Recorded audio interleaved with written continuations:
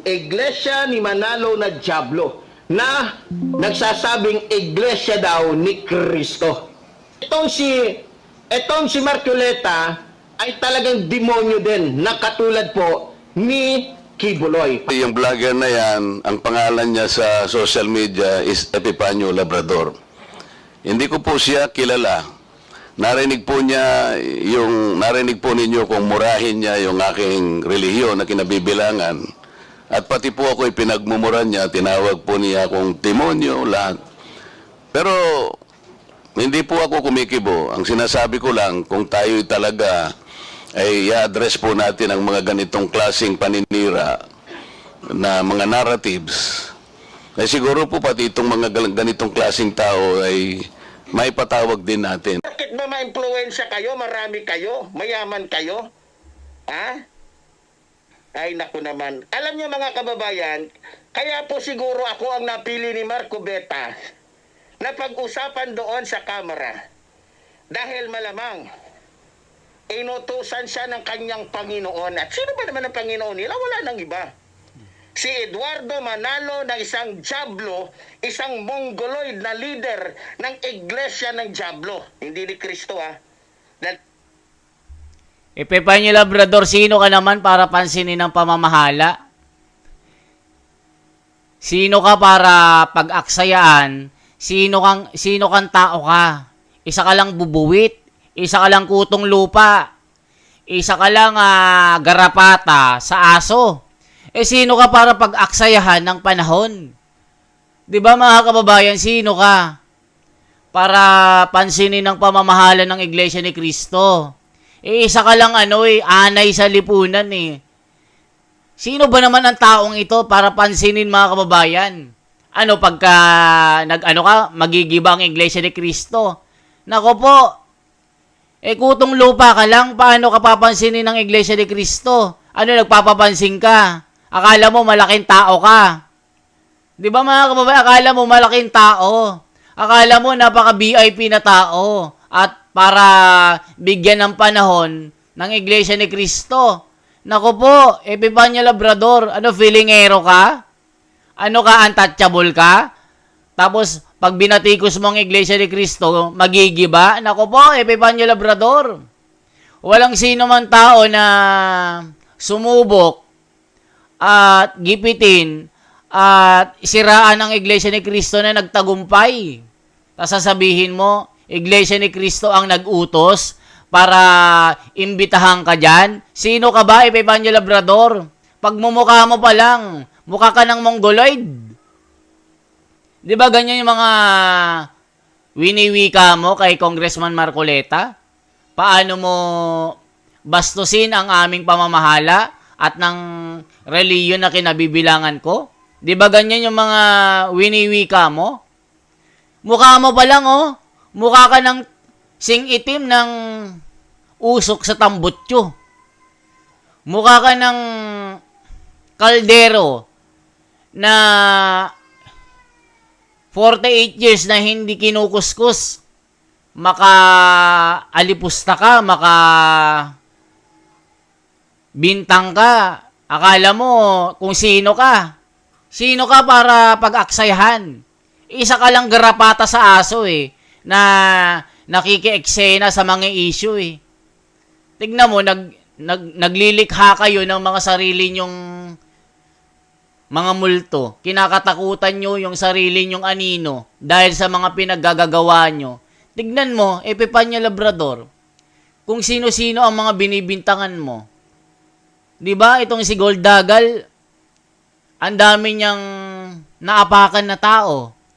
Tapos, nung meron nang nangyari na masama sa kanya, Iglesia ni Kristo agad ang pinagbibintangan nyo. Pati mga kasama nyong mga vlogger na nakikisakay sa issue na ito para magkapera din, para makahakot ng maraming salapi at mga engagement at subscribers. Abay, mag-ingat-ingat kayo sa mga binibintang nyo. Dapat pag nagsasalita kayo, meron kayong mga ebidensya na magpapakita na may katotohanan yan. Isa lang kayong mga trapo at mga basura din na makasakay lang sa issue, talagang hindi nyo ginagamit yung mga utak nyo. Mga utak nyo, nasing liit ng utak ng isang kuto ng langgam. Na para kang para kang kuto ng garapata na naligaw sa kagubatan. Ganon yung mga utak nyo. Tignan nyo yung mga vlogger na pasikat. Di ba mga kababayan, isa na ito si Epipanyo. Tignan nyo, dahil sa kanyang katarantaduhan, iniimbita sa TRICOM. Di ba yung mga fake news, ginigisa nila? Ginigisa ng mga taong ito. Yung mga nag-iimbestige dyan na dahil tinatamaan sila. O di ba mga kababayan? Pero yung mga fake news na naninira din ng mga ibang tao, hindi nila pinapatawag. Dapat maging equal po kayo. Hindi porke yung ibang vlogger dyan na 11, ginigipit nyo. Wala nang kalayaan ng tao? Pati yung vlogger na nagsabi na tanga yung gobyerno, kinwestiyon nyo. Wala nang karapatan ang tao na magsabi na tanga yung gobyerno? Di ba mga kababayan, ito sinabi nyo po sa TRICOM yan, napakinggan ko. Baka masamain nyo. Tapos sasabihin nyo, bakit ko sinasabi na tanga yung gobyerno? Sige nga. Ito, sinasabi ko lang dito, fair reaction. Kaya itong si Epipanyo Labrador, lumilikha ng isang katarantaduhan. At lumilikha din ng sarili niyang katatakutan. Dahil sa pinaggagawa niya sa buhay niya. Tignan nyo. Tignan nyo mga tinitira niya, reliyon politiko. Kung sino-sinong mga tao. Di ba paano kung patulang ka? Ang dami mong tinapakan.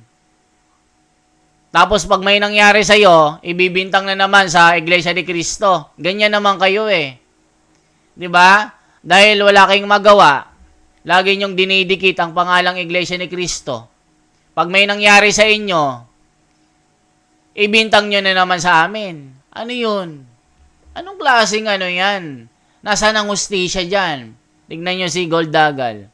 Pasensya na po sa pamilya niya, nakikiramay po kami. Nalulungkot po kami na mabalitaan ito dahil sa nangyari sa kanya. Di ba? Ang dami niyang inapakan Tapos ang kinokomento sa social media, Iglesia ni Cristo may kasalanan. Naku po, wala pong ganun. Hindi po tinuro sa amin yan, mga kababayan. Kaya, kayo na pong humusga, mga kababayan, dapat bang pumunta ito si Epipanyo Labrador sa TRICOM para questionin yung kanyang mga sinasabi sa vlog niya? Ito talaga yung totoong fake news mga kababayan Tignan nyo po kung paano siya manira. Diyan lamang po ang aking bahagi mga kababayan. Salamat po sa mga patuloy po na sumusubaybay sa ating mga reaction dito. Lalong-lalo na po sa mga kapatid sa buong mundo. Saan man po kayo, ay pagpalain po kayo ng Panginoong Diyos. Sana po yung mga ganitong klaseng mga gawain ng tao na naninira po sa atin, ito po yung nagpapalakas lalo sa atin. At sa mga kababayan ko po na mga laging sumusubaybay, salamat din po sa inyo. Sana po isang like, isang share po, isang subscribe para po para maabot na natin ng 500,000 subscribers. Salamat po mga kababayan. Once again, ako po si The Wonders sa Philippines. Mabuhay po.